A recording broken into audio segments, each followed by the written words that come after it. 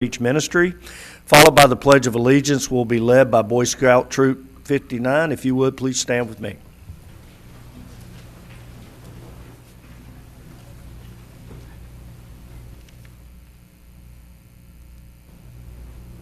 Let us pray.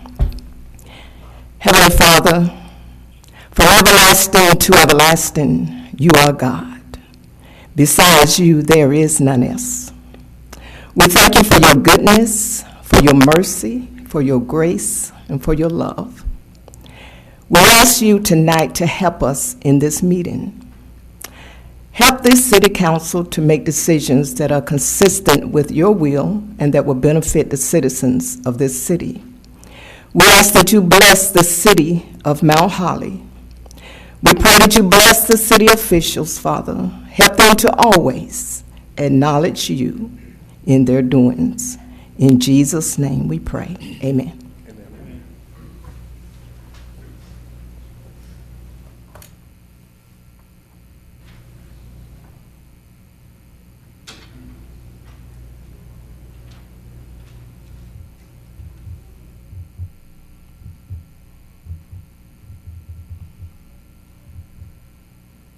Please join me for the presentation of the colors. Color guard, advance.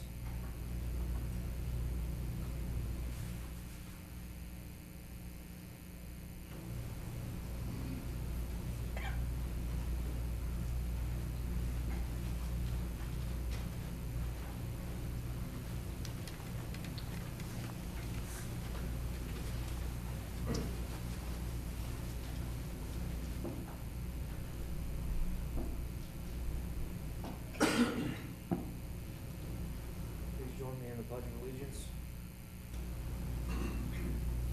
Salute. Pledge. I pledge allegiance to the flag of the United States of America and to the republic for which it stands, one nation, under God, indivisible, with liberty and justice for all. Good evening, Mr. Mayor. Thank you again for having us tonight. We always give you a little something to go on. And thinking today about what's happening in the world. As scouts, we always have, on the Cub Scout level, there's a thing called do a good turn. On the scout level is to do your best and do a good deed for other people around you. With what's going on today in the world, I'd like to encourage everybody to reach out to your neighbor and be that smiling face, that helping hand, and let people know there's still good people in this world today. Thank you, sir. Thank you. I want to thank Boy Scout Troop 59 for being here, Ms. Peggy Thorns for being here. Thank you so much. I want to remind everyone we do have a public hearing and public comment. If you're wishing to speak on either of those, the sign-up sheets are out in the hallway where you walked in at the doors. Public comment is limited to 3 minutes, so we'll ask you to state your name and address for the record, and we will listen to what you are here to talk about, and then our staff will address it appropriately. Next is the consent agenda. We do have a correction of the minutes from the council retreat, basically just typing errors that were corrected. There are 11, so anyways, set the agenda. All in favor, or I have a motion motion by Ms. Shoemaker, motion by Mr. Meadows. All those in favor, please raise your right hand. I told Miles when I started, I said, I've got to go slow tonight because there's so much here to stay on top of tonight. Next is the consent agenda. Are there any questions? Hearing none, I'll entertain a motion to approve the consent agenda. Motion by Mr. Moore, second by Ms. Polish. All those in favor, please raise your right hand. Motion passes. Great. Presentations. I'd ask council to join me on the floor for presentations.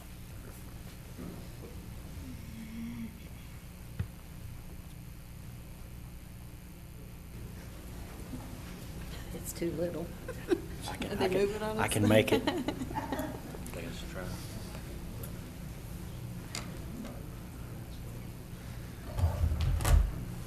Mary Van, if you would come up, please. Tonight we have a presentation of a resolution recognizing Charlie Sawyer for his 100th birthday. Now, actually, he could have walked down here. he walks by here every day. And he actually said that we had a lot of other things to do than to recognize him for his 100th birthday. So he sent his daughter. So anyways, he's appreciative of it, but humble would be the best word I could use. Hardworking and dedicated, consistent, incredible. So whereas Charles Charlie Sawyer recently celebrated his 100th birthday on February 23rd, 2022, surrounded by family and friends who came to honor him at an event held at First Baptist Church of Mount Holly. And whereas born in Lucia, Mr. Sawyer graduated from Mount Holly High School in 1940 and married his sweetheart, Bunny, in a double wedding in December 1941 after meeting her at Rock Springs camp meeting. And whereas shortly after his marriage, Mr. Sawyer answered the call to service and enlisted in the Navy during World War II, where he honorably served in the Naval Air Corps as a gunner in such locations as Midway and Pearl Harbor until his discharge in 1945. Later, humbly stating that about his military service that he did what any able-bodied man could do. And whereas after the war, Mr. Sawyer returned home to his wife and his job at Southern Dye Stuff Company, where he was employed as a chemist, and then continued his studies through the GI Bill until he graduated from Belmont Abbey College with a degree in chemistry.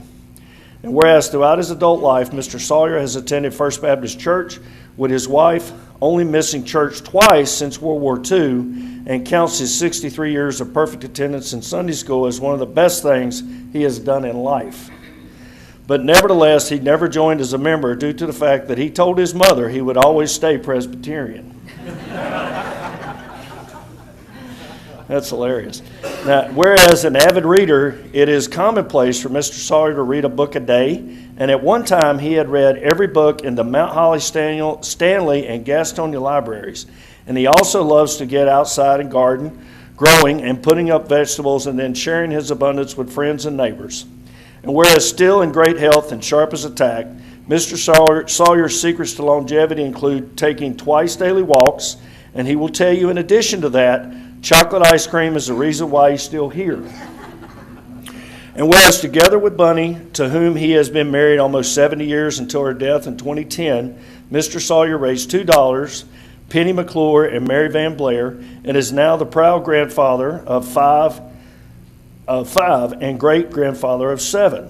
Now therefore be it resolved that the City Council and Mayor of the City of Mount Holly, on behalf of the citizens, do congratulate Charlie Sawyer upon his 100th birthday and wish him many happy returns. Thank you.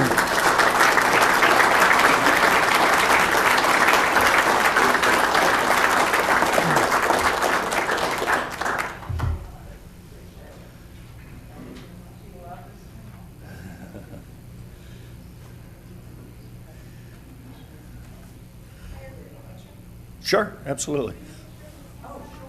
You don't have to talk.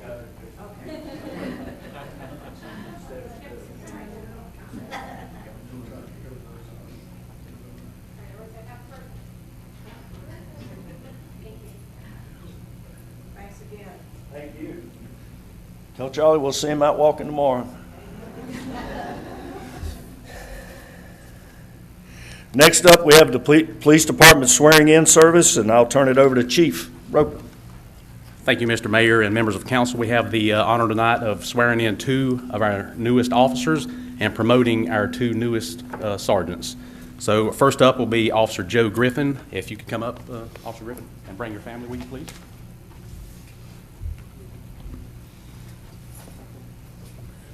Would you like to introduce your family? This is my wife, Christy, and my daughter, Kylie. Kylie and Christy, for those of you who couldn't hear. How y'all doing? Please raise your right hand and place your left hand on the Bible. Do you, Joe Griffin, solemnly swear that you will be alert and vigilant to enforce the criminal laws of this state, that you will not be influenced in any matter on account of personal bias or prejudice, that you will faithfully and impartially execute the duties of this office as a law enforcement officer according to the best of your skill, abilities, and judgments, so help you God? I do. Thank you so much.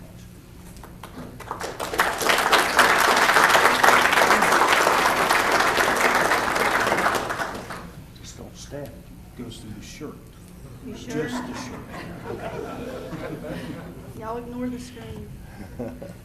I was offered $20 if I would do it and have an accident, but I said, congratulations. Thank you. Thank you.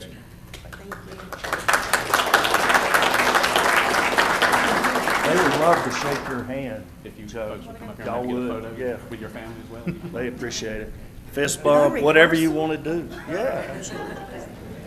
Hey, this is a family thing, believe me. And next will be Officer Kyle Seek, please.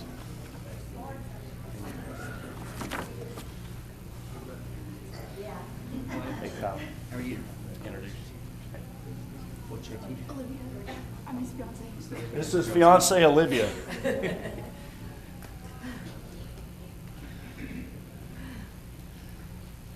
If you would, put your left hand on the Bible and raise your right hand.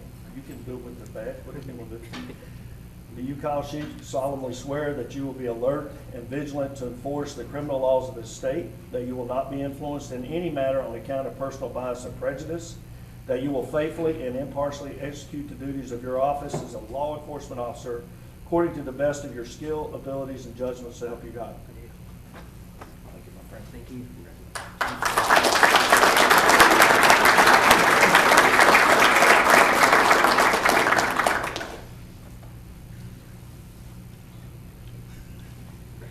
Thank you, sir. Would y'all go behind that? Sure.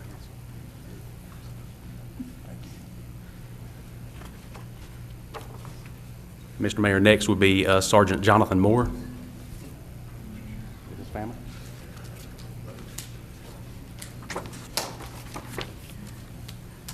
Congratulations. How you doing? I'm doing great. Good to see you. Good. Wife Stephanie. Just place your left hand on the Bible, raise your right hand. Do you, Jonathan Moore, solemnly swear that you will be alert and vigilant to enforce the criminal laws of this state, that you will not be influenced in any manner on account of personal bias or prejudice, that you will faithfully and impartially execute the duties of your office as a law enforcement officer according to the best of your skill, abilities, and judgment, so help you God? Good. Thanks, sir.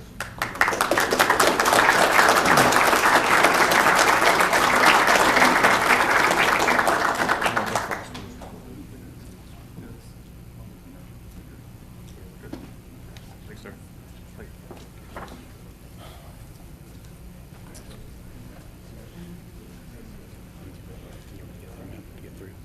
Yeah, it'll be fine.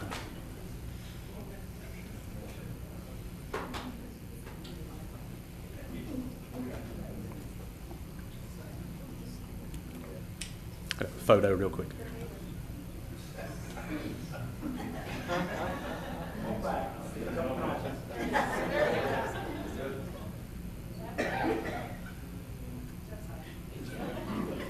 Mr. Mayor, next will be Sergeant Thomas Bell. Sergeant Bell, would you bring your family up as well? I got a whole lot of them. Bring them all up. Bring them all up. Bring all of them up. Bring them on. Hey, man. Huh? It's in the mail. Hey, Stacy. How are you? Good, how you Thomas, doing? if you would introduce your family, please. You got- Y'all be able to hear him. Yeah. This is my wife, Stacy. This is my son, Kobe. My son, Jace. Peyton. My daughter, Michaela. Grandson, Adriel. My dad, Thomas. My mom, Barbara. We're all here. All here in the My county sister, force. my sister over there, Christina. Please place your left hand on the Bible and raise your right hand. Do you, Thomas Bell, solemnly swear that you will be alert and vigilant to enforce the criminal laws of this state, that you will not be influenced in any matter on account of personal bias or prejudice, that you will faithfully and impartially execute the duties of your office as a law enforcement officer according to the best of your skill, abilities, and judgment, so help you God? I do. Congratulations.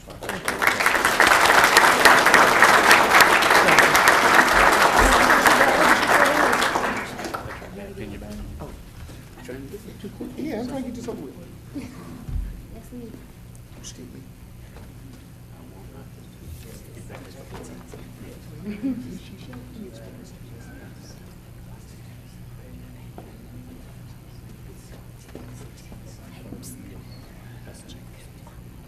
Apple doesn't fall far from the tree, does it?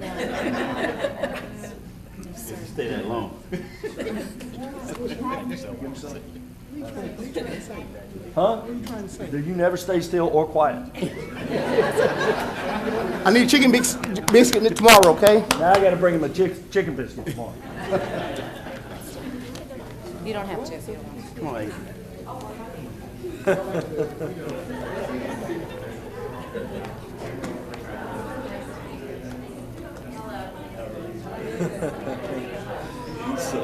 That's hilarious. That's good stuff.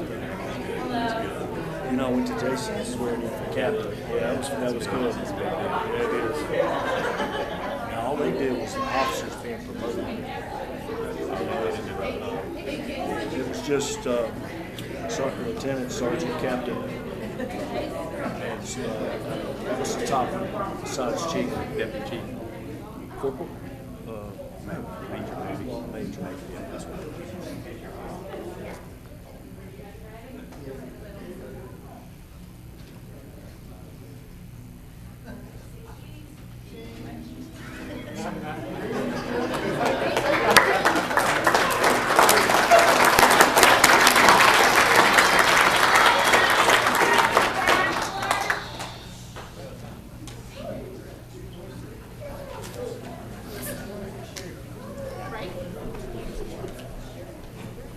David.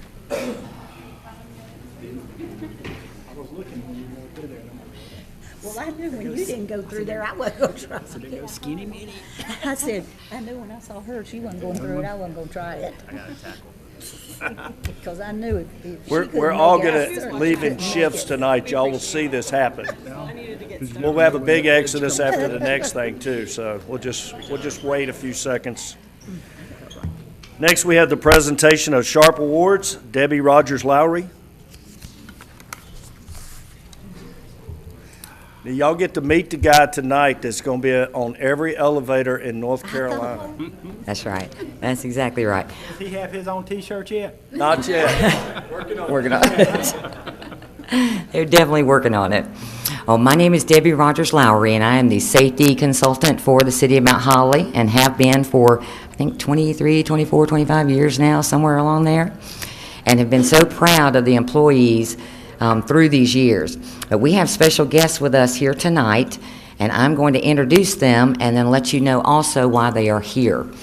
We have Commissioner Josh Dobson with us. He is the North Carolina Department of Labor Commissioner of Labor, Josh Dobson.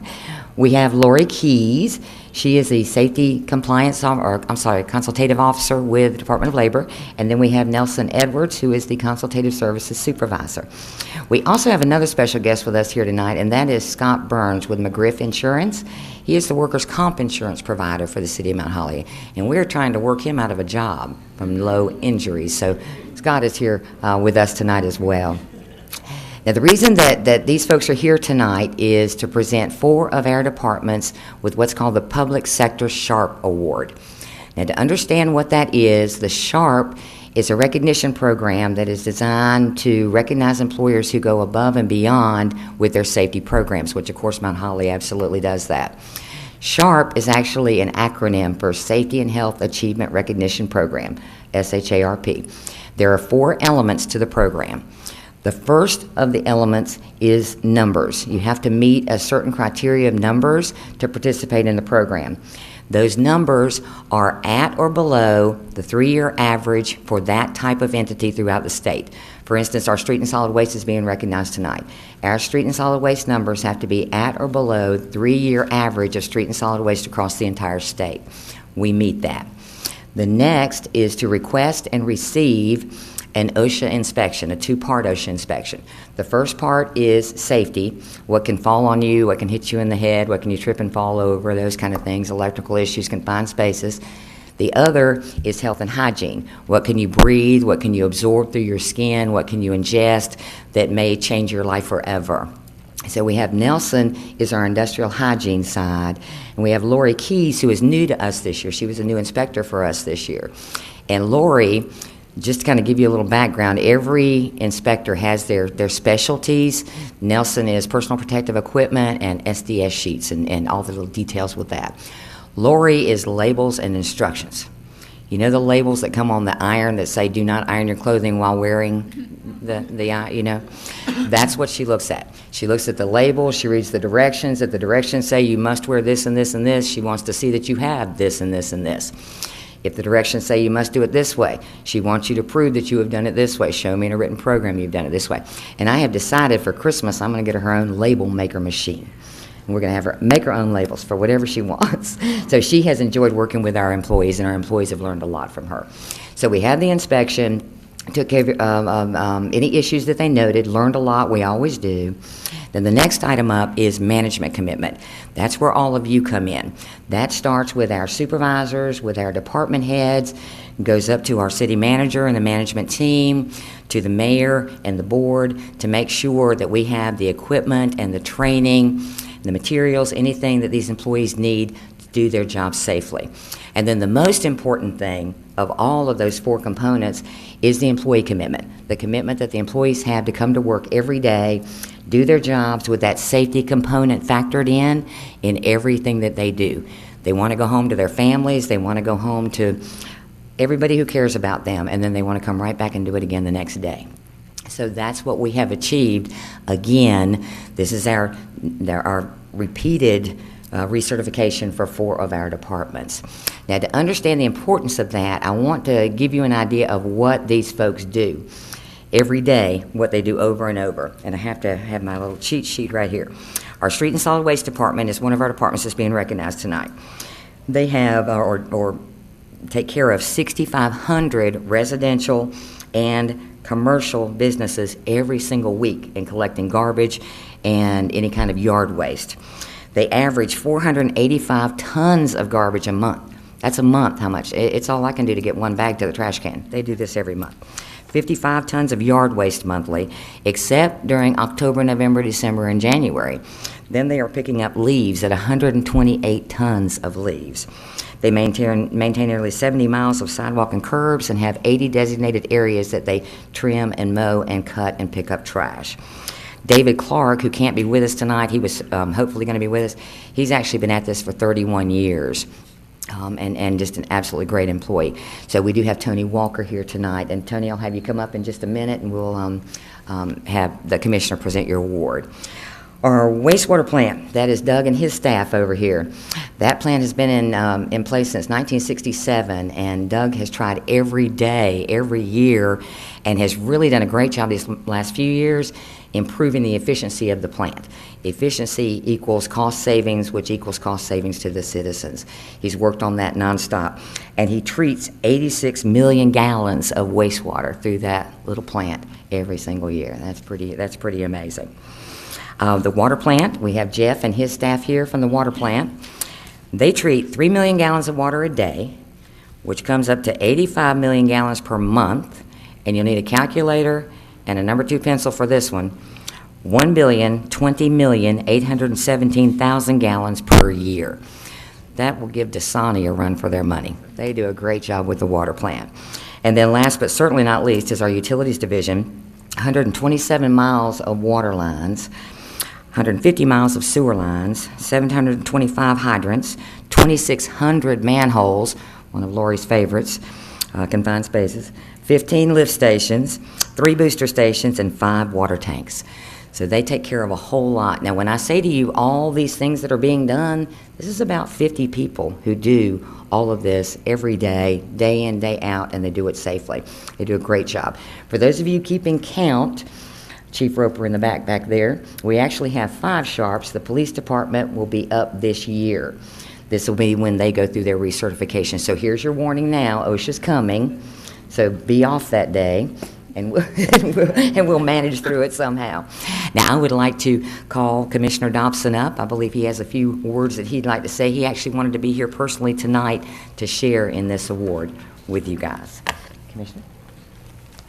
Thank you, Debbie, and I appreciate your friendship and your leadership. She's taught me a lot over the last year on the job, so I appreciate that. Mr. Mayor, members of the council, appreciate you all giving the Department of Labor this time tonight. I know you all have a lot to cover and a lot going on, so just it's not lost on me that you took time for the Department of Labor to be here, so I wanted to say thank you for that. North Carolina is a growing state. We're one of the fastest growing states, and that's not just by chance. There's reasons for that. It's good policy at the local level. It's public safety that we just witnessed here, and I'm honored that I got to see that as well. Strong public education. There's no way I'm a product of public education. There's no way that a boy from Western North Carolina would be the Commissioner of Labor had it not been for public education. I could go on and on, but I'll just say, you say, Josh, what's your point in saying that? My point in saying that is all of those things are important to allow North Carolina, to allow Gaston County, to allow Mount Holly to thrive and continue to grow. But there's something that's not as sexy as all those other things that are on that list, and that's workforce safety.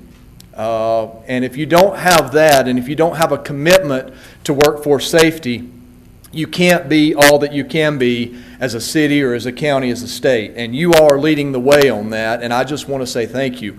We don't just hand these awards out. I think out of roughly, don't hold me to this number, but I'm thinking 150,000 public and private sector businesses in North Carolina, we've got less than 200 sharp recipients, and you all are part of that. So that's a commitment from you, Mayor, your town council, and your department, your city council, and your department leaders as well. So from my perspective as Commissioner of Labor, thank you for your commitment to workforce safety. Last thing I'll say, we've all been beat down over the last 2 years. COVID has had a personal effect on each one of us. First time in human history, everybody has faced the same problem for 2 years. And we're all hungry for something good. We've seen how the political divisiveness that we're in, we see it on everything that we do, and people are hungry for something good and for something positive. And what you all have accomplished here, Mr. Mayor, with your leadership, City Council, and your departments, to have 4 of your departments and then a 5th coming maybe next year as recertifications for our SHARP Award is something good. And that's something that your city of Mount Holly can be proud of, and it's something that the North Carolina Department of Labor, as its leader, says we're certainly proud to be part of this and have this partnership with Mount Holly. So thank you for the opportunity. Thank you for allowing us to be here, and I look forward to continuing that long relationship that started long before I got here. So thank you all so much, and with that, Debbie will call you up and do some of these awards. Thank you so much.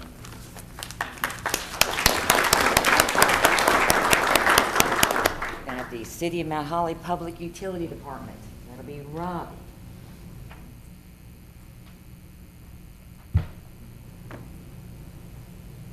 Robbie and Ron. Hi, Ron. Yeah.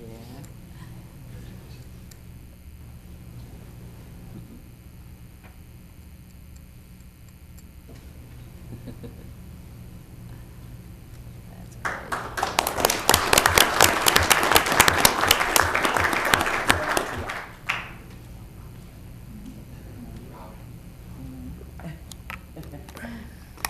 Next, we have the City of Mount Holly Street and Solid Waste, and we have Tony is going to accept. They want that everybody for us to have a tonight. picture Come on up here, Tony. Yeah. Tony has a lot of years with the city as well. How many? 100? Yeah. Congratulations. Thanks, Tony. We'll just stay over there so we can get that picture. Yeah. I wish David could be here.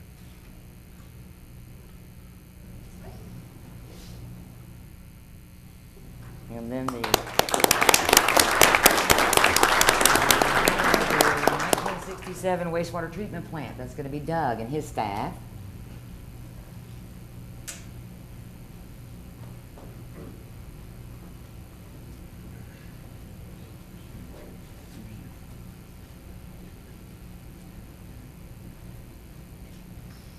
And then the $1 billion and so on and so forth of the water treatment plant.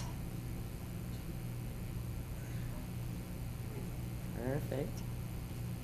And that'll be Jeff Womack and his staff.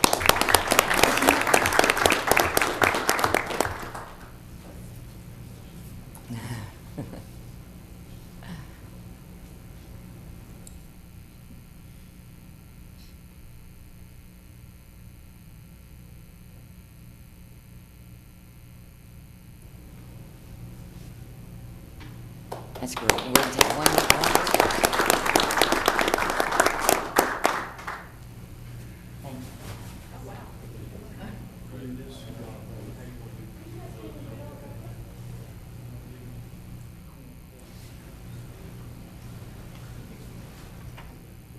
trip.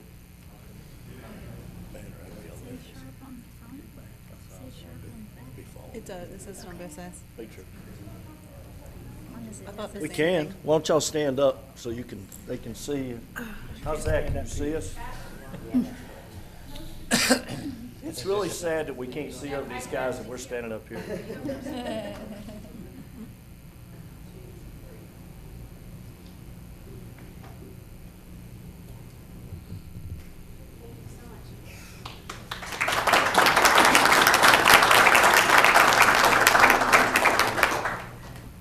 Thank you, Debbie, for all your hard work and leading us in the right direction. We want to thank Josh Dobson, Commissioner of Labor, for being here tonight, and the staff. Really appreciate your support and how you help us be safe. Thank you so, all. So thank you. They were congratulating me. I was like, I didn't do anything. Those guys do it every day, you know, so they earn this, and we appreciate that, all the hard work they do. Next, we have a presentation and consideration of the Mount Holly Riverhawk Greenway brand and logo, Destination by Design, and Greg Beal. Thank you, Mayor. Thank you, Council. Just a brief introduction before the two Matts. They'll introduce themselves. But this process started off in October. We had an aggressive schedule because of the Carolina Thread Trail Partnership and Signage Project coming up. But the task was to create a brand logo tagline for the Riverhawk Greenway, which was named recently. I believe that was September when that was a public process. I just wanted to quickly recognize the brand committee. I know we have a couple here tonight, but Julia Benfield, Dottie Scher, Janice McRory, Stephanie McLaughlin, Bay Hart, Teresa Wrench, Lee Brinkley, Randy Moore from the Frogs, and Eddie Wilson from the Parks and Rec Commission. So they've met a lot, and I know over the past several weeks it was at least weekly meetings. So it all culminated into what you're about to see tonight. So with that, Mayor, I'll turn it over to Matt Powell. Thanks, Greg. Hey, everybody. I just want to start by saying it was a real pleasure to work with your community. And we take this job really seriously when we get called in to help tell the story and help communities promote the great assets that they have. And so we loved learning about the Riverhawk Greenway and Mount Holly. So I'll just show you a real high-level overview of what we did. Matt Wagner was the graphic designer on it, and he'll walk you through the actual logo itself. So we always start these projects with what we call a discovery process. So that is really where we try to discover everything we can about who you are as a community and the asset, what it is and what makes it special and marketable. And so we started that with a kickoff meeting with the brand committee that Greg recognized. We had a full day site visit where we walked the trails and visited different parts of the city. We actually brought our bikes and rode over there at the Mountain Island. Is that Mountain Island? So we were just super impressed with what you guys have here. Really excited about what the future holds as you continue to build this thing out. And then you can see there in the pictures where we did meet with a stakeholder focus group. Well, we held a focus group meeting with several stakeholders where we asked questions, took notes, and really dug into what people felt was the most unique parts of the Greenway and of Mount Holly. So that was kind of the discovery process, and that leads into what we call the brand platform, which is essentially a short written brand strategy that summarizes what is unique, and it has things such as a positioning summary, key positioning statements, brand goals, target audiences, and those sorts of things. So, you know, to summarize this kind of high level, the brand goals, some of the brand goals were to promote a healthy lifestyle among multi-generational trail users, to connect the community to nature and to itself, both literally and figuratively, to grow Mount Holly in beauty and business, elevating Mount Holly's position in the greater Charlotte region. This is a 2-page printed piece that I'm sure you guys can get access to from Greg if you wish to read it in greater detail. But again, it was very much a pleasure to work with you guys. We feel really confident in what we've developed for you, and we hope that it serves you well into the future, and we believe it will. So here you have the beautiful logo that Matt Wagner designed, but I want to emphasize that the brand committee really led this process. We don't come into a community and tell you what you should do. We listen, and that is really what happened. And so I'll let Matt talk a little bit about the artwork that he's created. And yeah. Thank you, Mr. Mayor and council members. It was, I'll reiterate that, a true pleasure to come here and learn about Mount Holly and learn about this Riverhawk project. And I want to thank the committee members, Lee and Stephanie and the rest. Excuse me. They did an amazing job basically leading us and helping us understand what is important for this project. And one of those things, one of the questions we asked in the stakeholder meeting and to the committee was, what do you want people to feel when they interact with this brand? And one of the biggest things we got back was they want to feel a sense of peace, feel relaxed. They want to feel a connection to nature. And so we took some of those things, among many other things, and maybe 3 or 4 rounds of revisions to get to the Mount Holly Riverhawk Greenway logo. And so I'm going to take you through some color. We'll have the lockups, which are basically just the different variations of your logo. And then we'll get into some mock-ups, showing it on a t-shirt and some stickers and things like that. Sound good? All right. So here's the primary lockup. Most of the time, we would encourage you to use this lockup. Here's the brand platform again.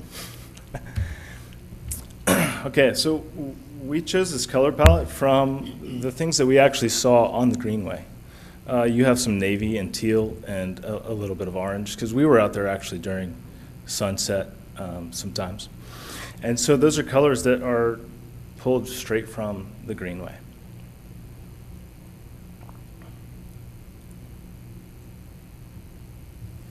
So here is the Mount Holly Riverhawk logo mark or icon. It actually is an osprey, and it's a monoline osprey, and you can see there's one version with the sun, either sun setting or rising above it, and then one that's actually just by itself. Okay. Here's another version with the Riverhawk actually flying over the water.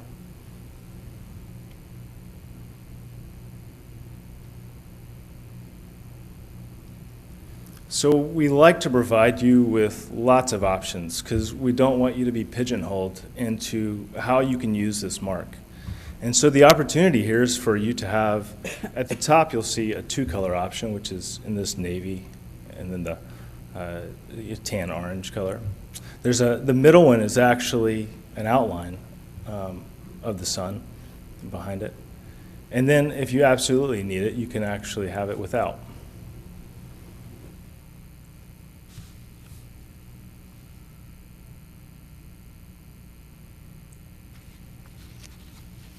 So here is the full brand system. You'll see on the left the logos, logo marks or the icons that you've seen. You've got a horizontal option in the top center. And then we really actually like the opportunity to use RHG when appropriate. And so you have that as well. There's a stacked version on the bottom left and also in the center with the Riverhawk above it. And then on the bottom right, we just have a badge option. So the sign of a good logo and a good brand identity is that it is simple, memorable, it's unique, it should have character, that is versatile. And so we wanted to offer you these options so that you can have versatility in your brand identity system.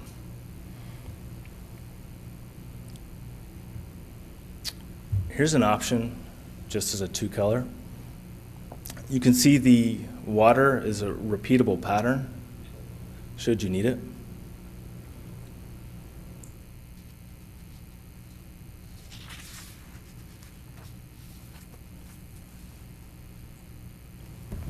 Okay, here's some mock-up options.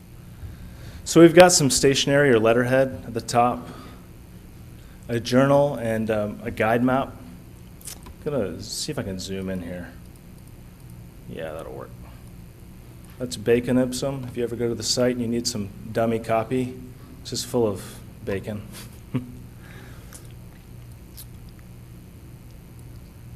Here's an opportunity for a mobile website where you could visit the Riverhawk Greenway website and check out opportunities to hike, bike, and even beyond that, exploring the waterway. Yeah. We're still, have we finalized on the total? Okay. Okay. It is a recommendation of ours. The tagline for the Riverhawk Greenway is, "Go where the river takes you."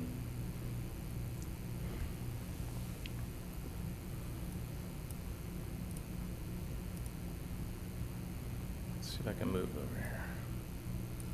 We've got an opportunity for a thank you card, some stickers,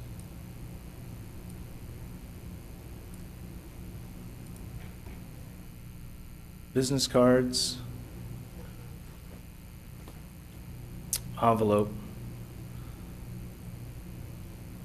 We're working on this guide map opportunity as well.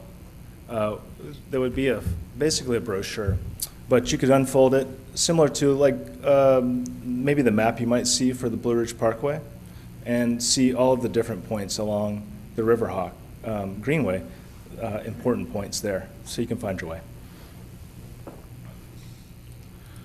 Okay. This is just another mock-up page.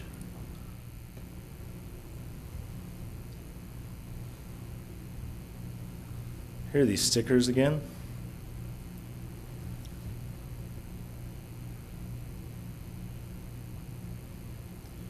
We've got some signage just as an idea to see the actual brand kind of in the wild along the trail.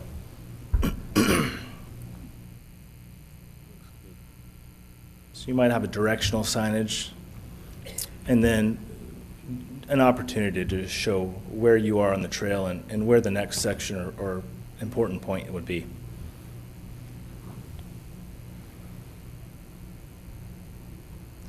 Got some t-shirts.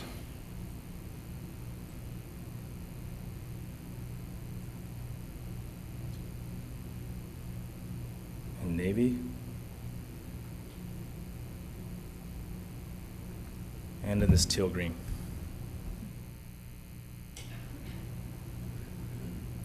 We've got a 90s cover band.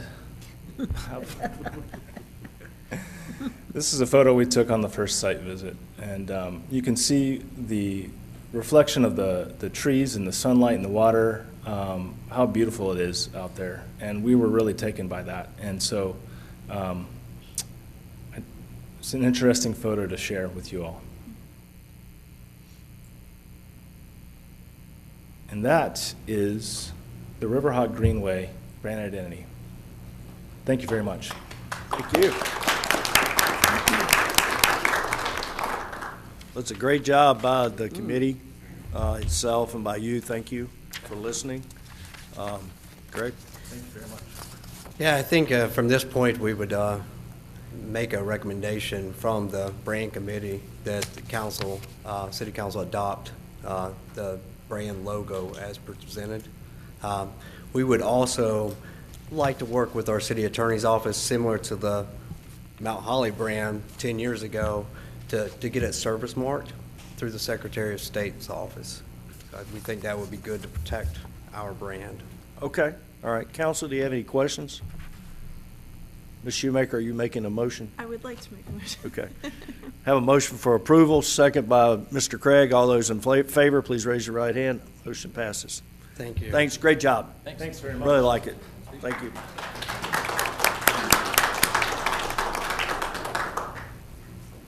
Next is a presentation of the Fire Department's annual report. Chief Baker.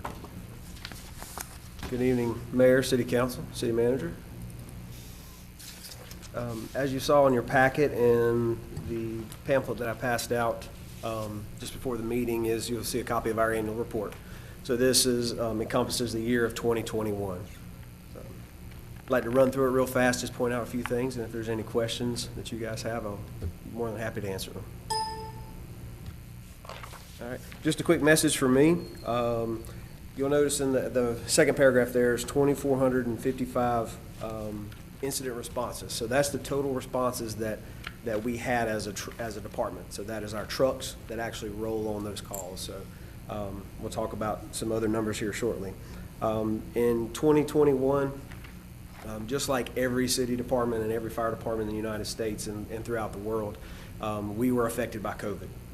It affected how we did our business, how we responded on calls, to putting our PPE on, and then also to being affected as a department as far as staffing levels go. We were hit really hard over this past year, and I would like to recognize my department and all of our firefighters that stepped up. Some of the admin staff covered those 24-hour shifts that we had to have just to keep all of the stations open, and we were able to do that during that period of time. So our call volume jumped up by 28% over 2020. Some of those numbers were because of COVID, but our city is growing, and those numbers will continue to grow as more and more people move into the city. Also, I'd like to recognize council, the city administration. If it was not for you guys, there's no way we could do what we do, and so we appreciate that as well. Our mission statement, in there, this mission statement was brought and constructed by the firefighters within the department. We've been doing this since 1914, and the three major anchors that you want to look at the bottom of that is our pride and the honor and integrity. We're a very proud department. We take care of our equipment the best we can. We like to do the job to the best of our abilities. It's an honor to wear this badge and this patch that we have. It represents everybody that came before us, and now we're representing everybody that will come after us. And then integrity. Just as the police department does and the fire department, anytime someone calls 911, they're entrusting their child with us. They're entrusting their homes with us. And we do, I'm proud again of the firefighters that work underneath me. And they do an amazing job. Personnel actions this past year, we lost over 36 years of experience with our department. And there's a hole that's created when you lose that much experience. David Stevens worked for the city for 26 years. He served in the roles of interim fire chief, deputy fire chief, captain, and then his last role with the department was the administrative captain and also the safety officer for our city. So he retired, and then most people know Ricky Brown. He was a firefighter with us and served with us for 10 years. And he's been a staple within our community for a long time, and so he's missed. He's also a really good cook too. But so with any time that you have people that step away, you have promotions. So when Captain Stevens retired, it created a position for him, or his position became available, and Justin Westbrook moved from shift captain over to that administrative captain position. His job duties kind of changed. So instead of just being the administrative captain safety officer, we changed it up to where he is now the training officer of our department. And the reason we did that was to streamline all three shifts. And because Captain Westbrook was our training officer before, but we wanted to make sure everybody was getting the exact same training, everybody was standardized across the board. So when he went from being a shift captain, that opened up a position there for Patrick Mayhew to become the shift captain over that shift. We did have 3 new hires this past year: Kevin Baynard, Hayden Kish, and also Robert Husey. Fire prevention, one of the less glamorous jobs of the fire service, and when these people do their job the best, then we don't run as many calls. So we go out there, for example, Fire Marshal Nightingale, he does our plan review, and he had he's our fire marshal, so he goes out and does code compliant complaints, like if someone calls in, which we had 64 phone call complaints to come in. And then also he did 517 fire inspections throughout the city.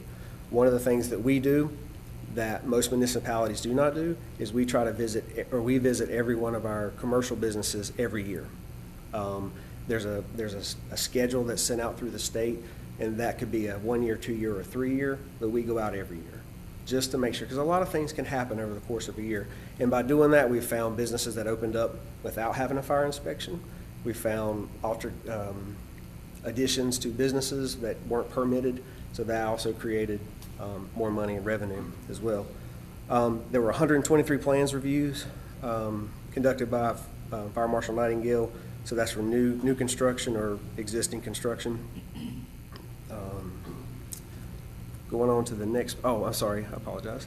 So we reached 2,500, at least 2,500 people through fire and life safety education classes. So that's the schools, that's any special events that we may cover that we're invited out to do, maybe do a fire extinguisher training or a CPR training, or something like that. So 2,500 is a low number based off of what we've done in the past, but a lot of that is COVID driven because we still can't get into the schools like we did before. But we're trying to get back into that. So hopefully with the restrictions being lifted a little bit, we'll be able to do that. Going on to fire investigations. So we had 49 actual fires within the city last year. 23 of those were classified as unintentional. 8 were classified as incendiary, so that means like a set fire. Someone actually went out there and put a match to something to catch it on fire. 7 of those were classified as undetermined. 9 are still under investigation, so what that means is we're still working on that, trying to figure out the actual cause, or we might have a person of interest, something like that. And 2 were classified as failure of heat equipment. Within our department, we've got 2 certified fire investigators, that is Fire Marshal Nightingale and myself. So if, that's a luxury. A lot of departments have to, whenever there's a fire, we call for the county, or there's someone would call for the county fire marshal's office, which is a delayed response, which keeps our firefighters on the scene longer than need to be. So if Fire Marshal Nightingale is available, he responds there. If he's not, then potentially I could respond out there to do the investigation to free up our emergency services in case we get another call. There is estimated from the tax department over $15 billion in the city of Mount Holly. For over that 2021, there was a total fire loss of $314,000 out of those 49 fires. And what that says is our firefighters are aggressive, we're fast, we do a very efficient job. We don't do it alone. We pull in other resources to make sure that we have the number of firefighters responding to incidents. So that means if we have a fire, it could be West Meck, Belmont, Lucia, Community, East Gaston coming in to help us because we need hands, and that's how we operate.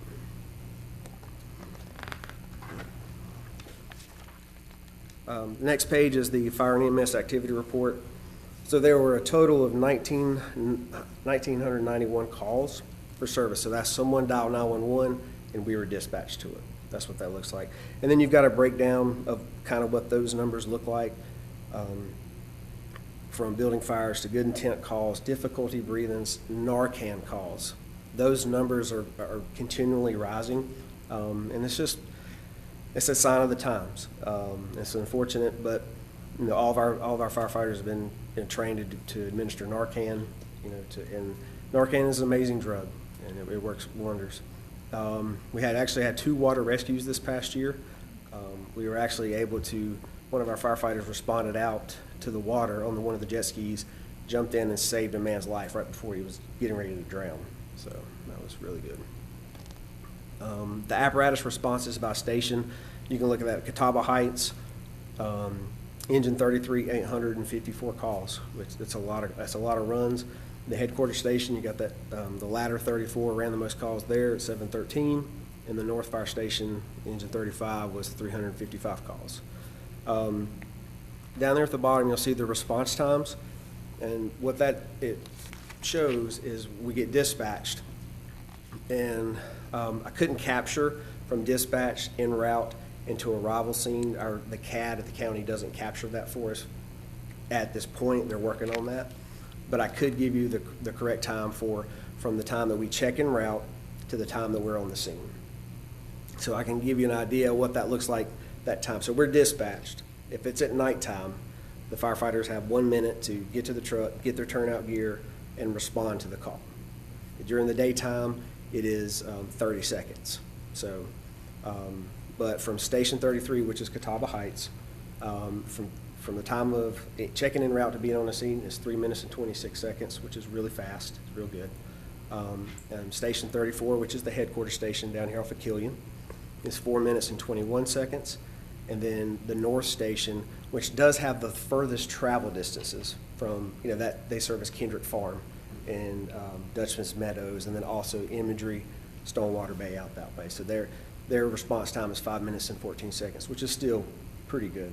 It still seems like an eternity when someone has an emergency, but we're getting on the way there quickly. The next page, you can just see the pie graphs. It just kind of shows you, the breakdown of fire calls. I'm not going to get into the details. The EMS calls there, as far as those, the difficulty breathing to CPRs, and then the call volume by the districts. So our headquarters station runs the most calls within the city. It is the busiest station in Gaston County minus the city of Gastonia. And then Catawba Heights is, the next busiest, and then the North Station is the least busiest, but as we continue to grow in that area, that call volume is going to go up tremendously. So I talked about Captain Westbrook taking over as the training officer for the city, which has allowed us to focus on, obviously, the training, trying to hone our craft, make it to be as specific and task-driven, be on point every single time we have a call. So every day, our firefighters in the city of Mount Holly train for 2 hours. 45 minutes of that is physical fitness. So that could be lifting weights, that could be running on the treadmill, it could be doing any number of different exercises. But in addition to that, they're pulling fire hose, they're throwing ladders, they're practicing pumping, they're putting on the SCBAs, doing search drills, whatever that looks like. That they're required to do that every single day. And that's not just the firefighters, myself and Deputy Chief Spry and administrative staff. We all participate because at any minute we could be asked to do something, even in the city of Mount Holly, or if we run mutual aid with someone. We also are required to do three hours of EMT Con Ed, so that's for our emergency medical technicians. That's a state requirement that we do. But we had 991 classes attended by Mount Holly personnel, and a total of 7,624 hours. So we are definitely a trained department. Some of those things that we did is going to Gaston College to actually use their burn building under live smoke. Going to West Mecklenburg Fire Department, they have a burn building over there. We utilize it. Standpipe operations, we have places throughout the city that have standpipes, and we've trained on those, so we know that we're proficient on that.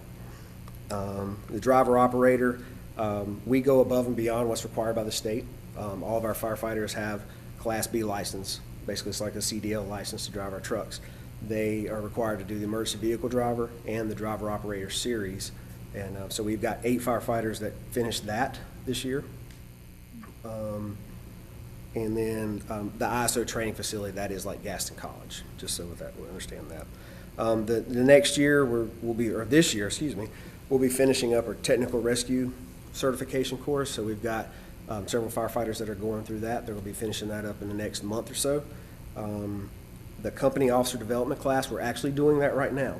All of our administrative staff, we created a training program, so if anyone wants to become an officer or is an officer, will have to go through that, and that deals with budgeting, that goes with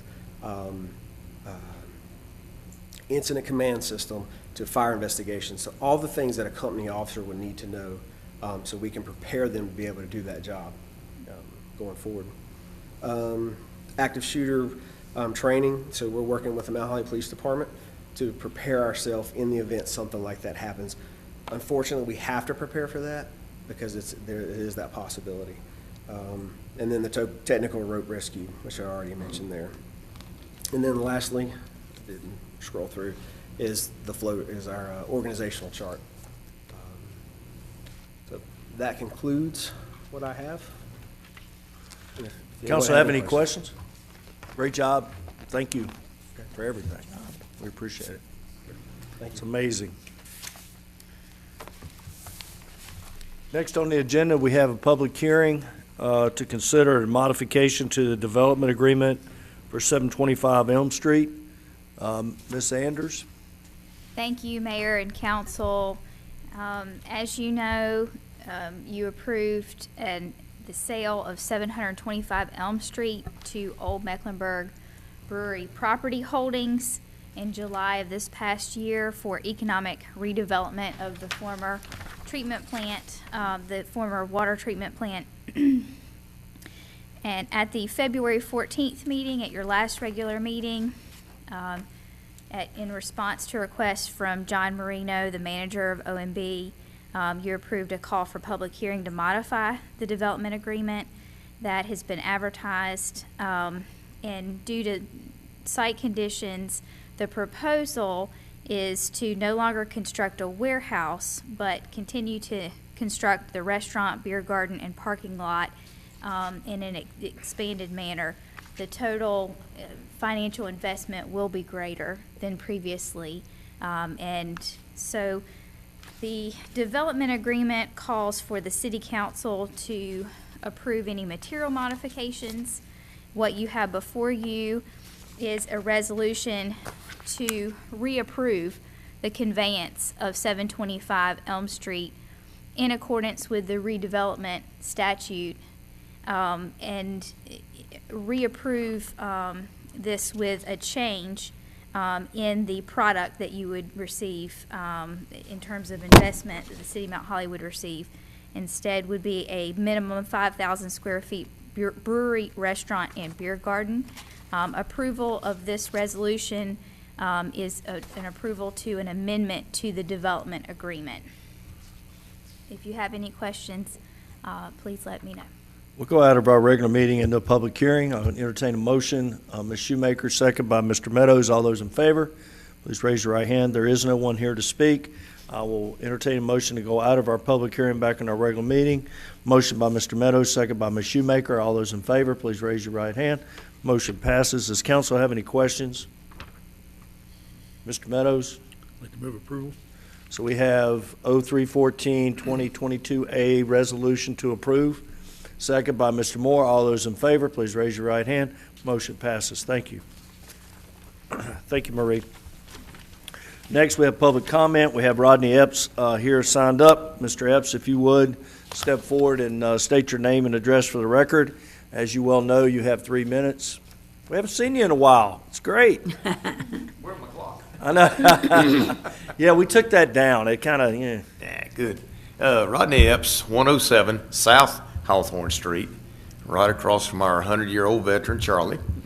And what I wanted to speak tonight was the speed limit, which for generations, I guess, has been 20 miles an hour on South Hawthorne, or most of South Hawthorne. That came from the church that's been out there. They used to park on the street, as I understand.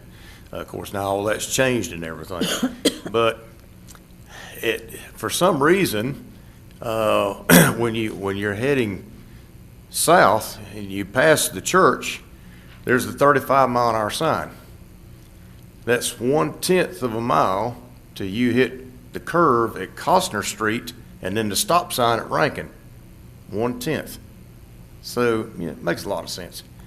If you're coming northbound, you finally pass the 35-mile-an-hour sign that is before the church and Rollins Apartments, and then the 20-mile-an-hour speed limit sign. Pass the church and then, drive by there at 35 and then slow down. So again, some signs just makes you wonder. Most people I have found out, for whatever reason, they think that the 20 mile an hour speed limit signs, which some of them's disappeared lately, I noticed, or the school speed limit. They confuse that. So, I mean, people are going to drive whatever speed they want to anyway. It doesn't matter what you do.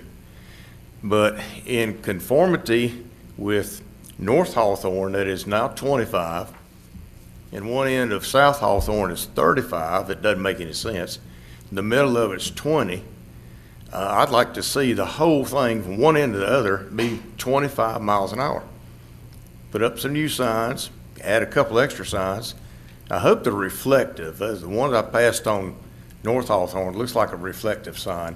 I hadn't been down there at nighttime, but I know the new reflective signs, when you hit them at night, you know the signs there. But that's what I request. And you came along, the city came along recently, and they raised the road in front of my house to try to get that level with the railroad tracks. The railroad cooperated, and they was already putting in new ties, so they smoothed out everything. So, as one gentleman said, they took the only legal speed hump out that's in Mount Holly. And since they have done that, the speed in front of my house has accelerated greatly, because people don't have to slow down or anything now. Just zoom! But at least the loud exhaust, illegal mufflers, and everything else is gone a little bit quicker in front of my house.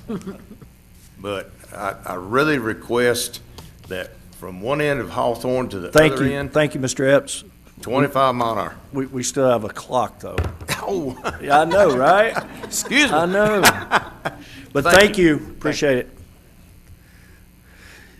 Next, under old business, consideration and approval of a budget amendment for enterprise fund project. Mr. Johnson.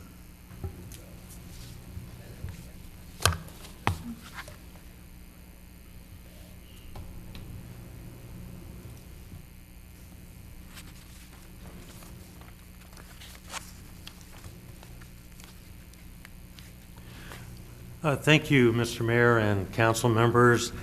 Tonight I'd like to go through the budget amendment request for the enterprise fund for two projects. One is the completion and expansion of our water meter program, which we started last year, and the construction of the Legion Road Public Works equipment and material storage area, including some additional parking spaces at Tuck Park.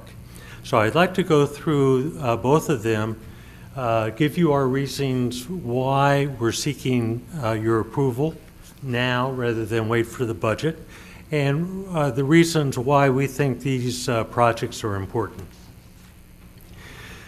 To go back in September, the city received about $2.6 million from the federal government. That is funds available, but the federal government has really not come out with the final guidelines on how to use that. So we've taken a position, at least in the enterprise side, to be patient, to be very careful about earmarking projects for the use of those funds without really understanding what the conditions are and without really understanding what the guidelines are. So just so you know, we have plenty of projects. Many of them are shovel ready. And we have plenty of projects that would actually consume these dollars.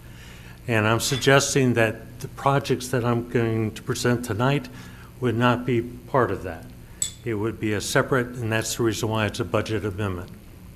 The first, back in September, we also presented the water meter program, which the $1.2 million included actually putting new registers on the meters. With these new registers, we were going to be able to read all the meters, actually cellular, and through our city coverage of repeaters and base stations, rather than having people drive by and read the meters in a truck. Now, we have that all ongoing at the moment, but I will tell you that we're not as far along as we should be, primarily because I thought that it would be beneficial for the utilities department to take a step back. Let's take an evaluation of our meters, meter program, because whatever we do, it's really going to set the city up for decades to go. We are a master meter municipality. So we evaluated master meter, but we also looked at competition. But in the entire past, I guess, 6 months, we concluded that master meter was still the best meter for us.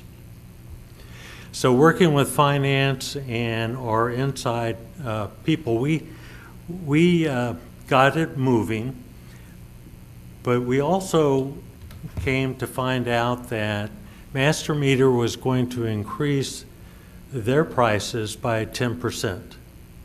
Now, with our relationship with Consolidated, we were advised that that 10% was coming soon, and there will probably be more increases as time goes on. And I think that's just a product of our economic conditions we live in.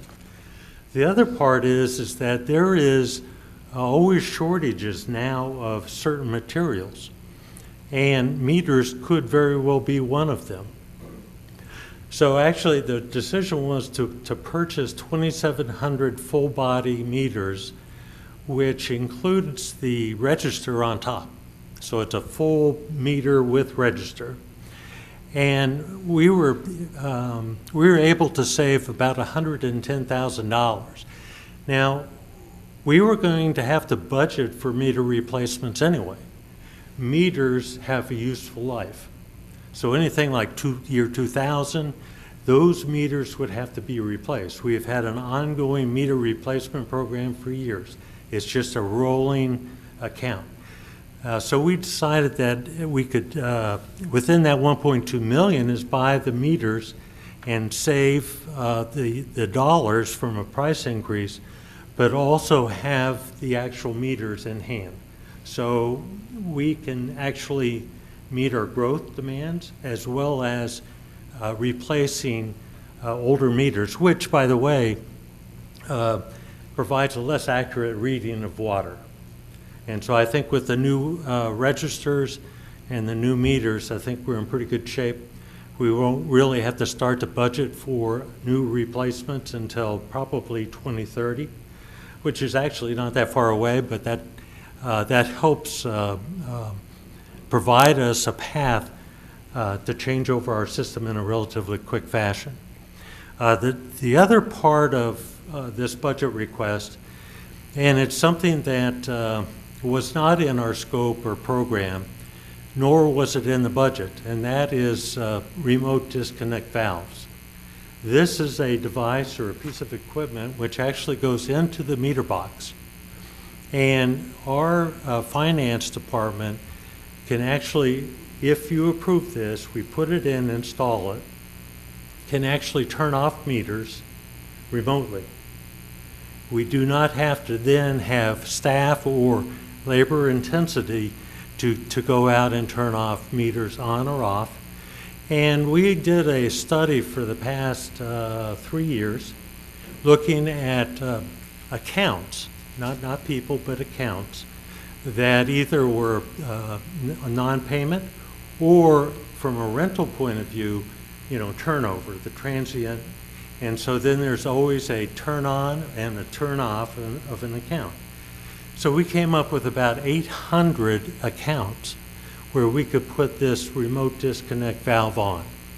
And that would allow us, finance, to manage quickly, turning on, turning off meters without having our staff go out and do that. We can then take that staff, do other things, and including maintenance of the meters. We average about 150 cutoffs every month. And my guess is those 150 are going to be part of that 800. It's going to be primarily rental units, some place where there's a transient, which is a turnover in units.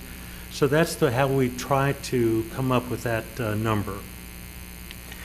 Now, the unintended consequences of these kind of decisions, if you so choose, is we would like to then hire a contractor, the one actually that is doing our current registers. We did go out for bid. They were the low bidder, but we would like to use a contractor to then complete the balance of the full body meters as well as the registers, as well as the quick connect or this disconnect valve installations. Now, buying the remote disconnect valves is the $366,400. By installing the meters, remote cutoffs, G2 utilities, their price was $292,157. Now, our budget amendment for this portion of my presentation is $658,557. And we also asked the council for the approval. If you approve the budget amendment, we would also like to get an approval of using G2 utilities. Now, I think I was going to wait until later, but I think it's important to say that with a contractor, from here, we can actually go ahead and get this all done before the fiscal year is over. Now, if you so choose and say, no, we don't want to do this, we would then have to start to take a look at how to budget that going forward. So I would be back here in June or perhaps in July going through the same explanation. Now, what that means is that if you approved it now, and this is no pressure, but what it does is allows us to installation and do this work during the summertime and hopefully get it done before the end of the fiscal year, rather than push it off until the fall or winter time. Now, the second part of our amendment, budget amendment, is, and I have to actually start before the Legion Road. There is a Mountain Island Lake parking lot that was part of the Parks and Recreation budget, and we designed the parking lot and we put it out for bid. We did not get any bidders. We did not get one contractor to call, and they were uninterested. So what we did is I was working on the Legion Road, and so we decided to put both of those together, trying to entice contractors, because a lot of the work was very similar. Now, in the Legion Road site, which is part of the cemetery property, which is about 20 acres, this portion that would be the equipment and the material storage area is about 7 acres. What you see here, this small diagram on the right, that's only about 1 acre. That is phase 1. So we have room to grow. This work would entail grading, some clearing, drainage work. We put down stone for a solid base. We would have asphalt ingress, egress, and we would have security fencing and all around it so we could actually store equipment and materials. And there would be 2 remote gates that lead into this area.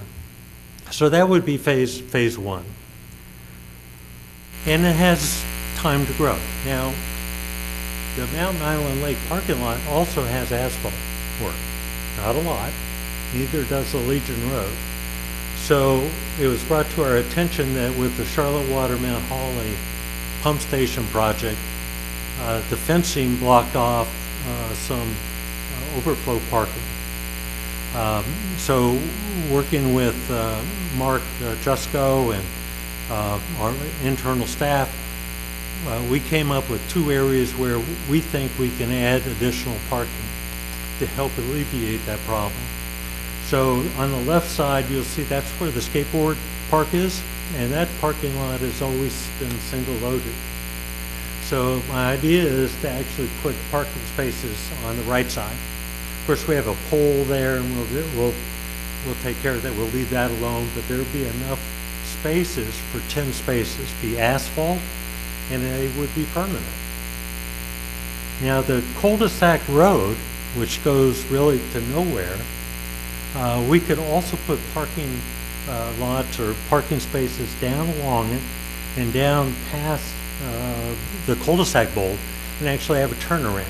And we could actually get 26 additional spaces. So the work here was actually combined with the Legion Road and the Mountain Island Park, kind of all together. And so all of that combined turns out to be our budget request of $301,287. This is a summary of how we would take a look at the funding part of it. The first three projects up top were our budgeted projects this year. The downtown water line design project, I put in $300,000 in the hopes that we could actually get into some design work. But we actually spent more time and effort on the planning work, which was actually just completed this past week on our first review of it. And that will actually help us establish some budget capital projects moving forward in subsequent fiscal years. So there's some savings from all three of those projects. My suggestion is to use that savings for the Legion Road site, an allocation. But we can't use all of it because we incorporated some of those dollars to go to the wastewater treatment plant repurposing study, which we talked about at the retreat. And we've hired an inspection consultant just for the fiscal year because the Charlotte Water Mount Holly project is underway. We have South Gateway underway, and we have all the private developments going on. So that helped to overcome some of our workload. So the bottom line is the meter program, $658,557. Legion Road, the parking is $301,287. Mountain Island Lake parking, that is actually a Parks and Rec budget. So the total budget amendment is $959,844. It's a significant dollars, but I would also like to state that the finance department has been giving you all a status, a quarterly status, and I believe that in those there's been excess revenue anticipated in the enterprise fund. So what I'm suggesting is that by this budget amendment, I'm pretty sure that by the time that the end of the fiscal year comes, I'm going to guess that their excess revenue with our departmental savings will make it a wash by the end of the fiscal year. So in other words, we're asking for money that's coming out of this called savings to do the work now so we can get it all done by the end of the fiscal year, hopefully get those parking spaces in before the athletic events start, just get it done, and the Legion Road site is going to give us elbow room, it's going to give us flexibility, and it's going to give us a future. And that entire property is remarkable in terms of its location and capabilities for us. So I think that I think it's a matter of shifting funds, allowing us to start the work now, and then at the end of the fiscal year, see if it all works out. Thank you, Dave. Yep. Mr. Johnson, are there any questions? Very thorough. I feel like there's a need to do it soon, based on what I heard. But you have a motion to approve? Second by Mr. Moore. All those in favor, please raise your right hand. Motion passes. Great job, Dave. Yes, sir. All right. Next, under new business, consideration approval of overhead lighting on Highway 27. Jeremy Moss. You get to follow that. Good evening, Mayor and Council. Pull this up here. This is going to be short. So. Famous last words. Not last words, brother. Preacher says, I'm not going to keep you long. Buckle up. So, want to talk about decorative street lighting. At the council work session in September, there was a discussion of decorative lighting along the north side of Highway 27, starting at North Lee Street and headed towards town. It's about 21 lights. Here's an overview of that section of road. We tried to put in some little icons, but it's kind of hard to see. I'll blow it up.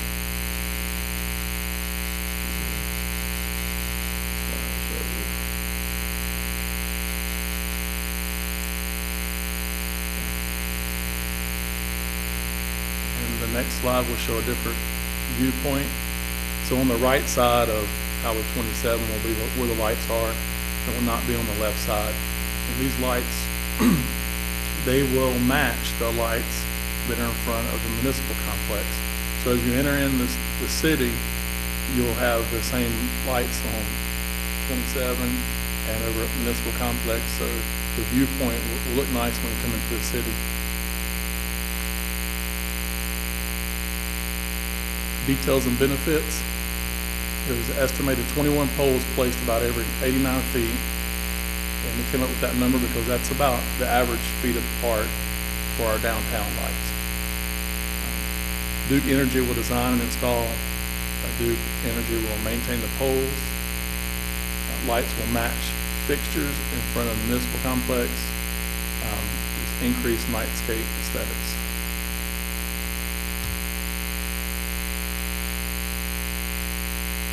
Picture there if you want to imagine some of the light poles on the right to be installed, and you can kind of see the poles on the left in front of the municipal complex. Items to consider. We've got two options here. Option one, we'll have 21 decorative poles with matching light fixtures.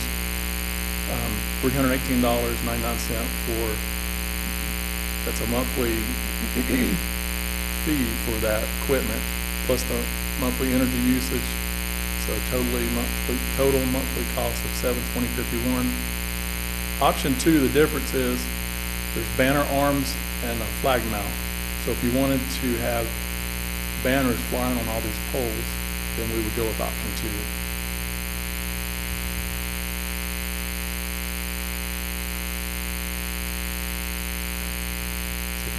See the difference in the cost there. Very good. Council wish to ask any questions, make a motion. Mr. Moore has a question. Okay, so you've got 21 decorative poles, and you said every 89 feet? About every 89 feet. Will be LED lighting? There'll be LED lighting. They'll match the ones out front. They're about every 89 feet, but you've got driveways in the way that's going to separate that. I walked it off with a wheel, and for the most part, they are about every 89 feet. I just want us to make sure when we do it that we have enough lighting, because when we did the lighting downtown, we should have put more poles in. Because not always, after we did the market lighting, everything was different. When we did the trees, but initially, just so that we've got enough lighting and you guys done the study on it and make sure everything, we don't want to have to go back and do anything different. We just want to make sure that whatever we do, that's it, thumbs up, moving on to the next light. Yeah, I believe every 89 feet is sufficient lighting. Okay, thank you. Any other questions? Council, yes, Mr. Meadows. So you got two options. You said they match. What do we have on this side as far as do they have the banners? They do not. So that's why staff is recommending option number one is without banner poles and without the flag option. That way it will match what we have here from the municipal complex. Mr. Meadows. And on the cost side of it, you have an option of buying those poles, but then you have to outlay more up front, right? I do. An option to purchase those poles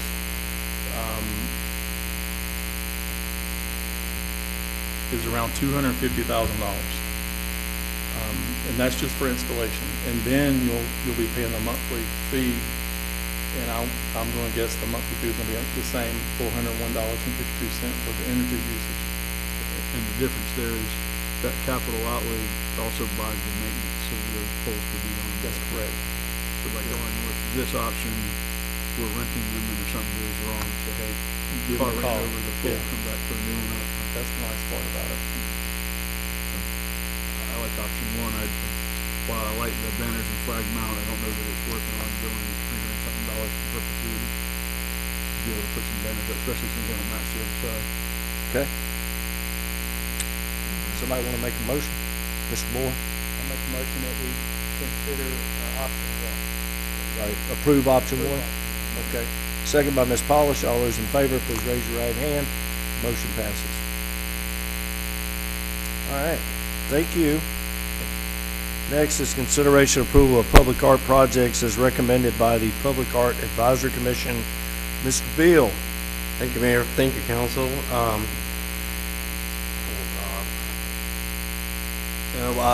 As you know, the Public Art Advisory Commission was established by City Council last March 2021. That committee has spent a lot of time working on the process, working on these priority projects. In addition to handling the Riverhawk Greenway logo that you saw tonight, we had placed items out for proposal, including the building Queen Bee Bakery, owned by David Jordan at 108 South Main Street, the Tuckasegee Park Pollinator Garden, artistic bike racks, and the mural at 500 East Central Avenue, which is the former Massey building, the Arts on the Greenway building now. We had proposals come in. The group met this past Wednesday night, and in regards to the Tuckasegee Park Pollinator Garden, the group recommended that the team of Emily Andrus and McFab, local artists and a local company, be awarded this mock-up for it's tied to the pollinator, to nature, to bees, and to the Native American heritage of the area. So that was the recommendation from the PAC on that one. The actual second place choice was Jan Kraft, who designed the Karamot sculpture out here. And the group recommended that we consider working with her on designing the artistic bike racks. That's been something of it's been pushed by BUMA and other groups in town. We've sent it directly to artistic bike rack fabricators. And like Mr. Johnson said with the project, and nobody submitted for artistic bike racks twice. And it's been out for more than enough time. I contacted Mrs. Jan Kraft, the artist, and she said she's very interested in working with the city one-on-one with that project, for that project. So that's good. She does awesome metal fabrication, as you can see from the Karamot piece next door. Going to the building at 108 South Main Street, the artist Treasy Trees. He's a well-known muralist from Brisbane, Australia. He has designed this piece. The PAC wants to work with him on the focus of the downtown. I put in the write-up because of the clock in the downtown light buildings. Maybe revisions to that because it's going to be downtown, but they like to throw to nature in the lantern parade. David Jordan's been contacted. We'll need to work with him because that building will need to be prepped. It's not mural ready. It's quite an old building dating back to 1890. For the Arts on the Greenway building, Sidney Duarte, the PAC recommends awarding the project to Sidney Duarte for Three Birds proposal.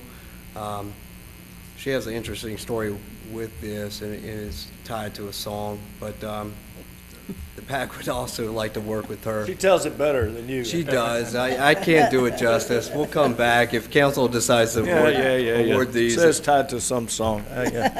She told me it was tied to a song that she listened to when growing up in Kentucky, and she sings it every time she comes into Mount Holly to do collaborative work. So they like the color, so you'll be able to see this when you cross the river, and the PAC really was struck with the color. Again, working for minor revisions to really make sure Mount Holly shines through this. So those were the three pieces.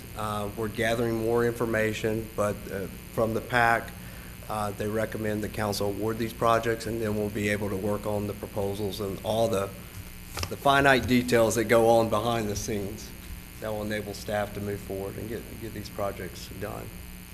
Does council have any questions, comments? I have only one. Oh, you have a question? No. Can you spell out Mount Holly? Yes, definitely. We know that is something that I we appreciate that. pointed out. Yep. All right. Stack it. Yeah. And yeah, definitely. I mean, it's all very impressive. Yeah. It's really neat. I appreciate the pack of artists that worked on it. So it's fantastic. Yeah. We have two here, Stephanie and Lee. They were essential to the group, and we have 5 more that were great as well that you've heard. So. Fantastic. Thank you, Ms. Shoemaker. I just wanted to say that I am so excited about this, and I absolutely love the recommendations. And I mean, obviously there's going to be nuanced differences and changes and stuff, but I love the impact of both of the murals and the artwork. So I'm very excited, and I'd like to make a motion to approve. Have a motion, second by Ms. Harris. All those in favor, please raise your right hand. Motion passes. Thank you. Appreciate it. Tell everybody we said thanks. Next is closed session pursuant to North Carolina General Statute 143-318.11A, 3 and 5. Motion by Mr. Moore, second by Ms. Polish. All those in favor, please raise your right hand. We are in closed session.